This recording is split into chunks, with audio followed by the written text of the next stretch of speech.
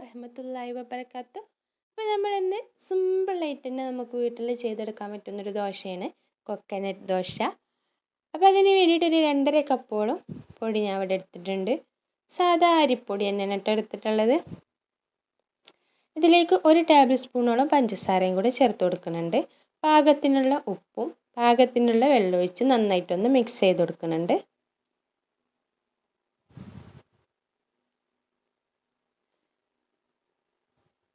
ഇത് നമ്മുടെ ഓട്ടടനേക്കാളും കുറച്ച് ലൂസിൽ ഒന്നാക്കിയെടുക്കണം കേട്ടോ.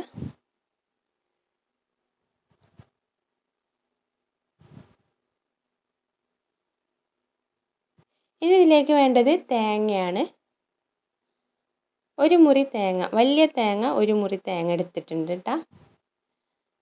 അതൊന്ന് മാറ്റി വെക്കാം. ഇനി നമുക്കിതൊന്ന് ഒരു മിക്സിയുടെ ജാറിലിട്ടൊന്ന് അരച്ചെടുക്കാം.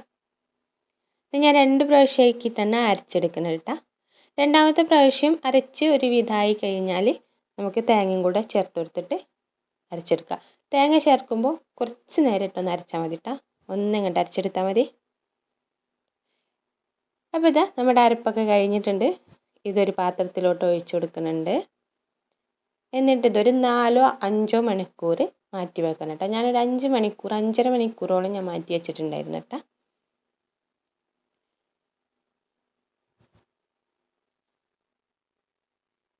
അപ്പോൾ ഇതാ ഒന്ന് മാറ്റി വെക്കാം.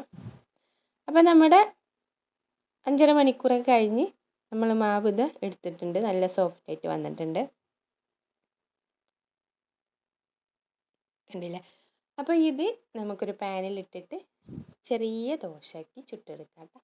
നല്ല വലിയ ദോശയാക്കിയിടണ്ട, ഇത്തിരി കട്ടിയിൽ ചെറിയ ദോശയാക്കി ചുട്ടെടുക്കാം.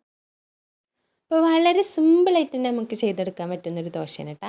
ഇതിലേക്ക് ഞാൻ കടലക്കറിയാണ്, കടലക്കറിയുടെ റെസിപ്പി ഞാൻ കാണിച്ചിട്ടില്ല. അപ്പോൾ ഇത്രയേ ഉള്ളൂ.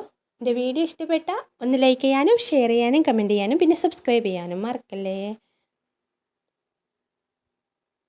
അടിപൊളി ടേസ്റ്റാണ് കേട്ടോ. അപ്പോൾ ശരി, ബൈ.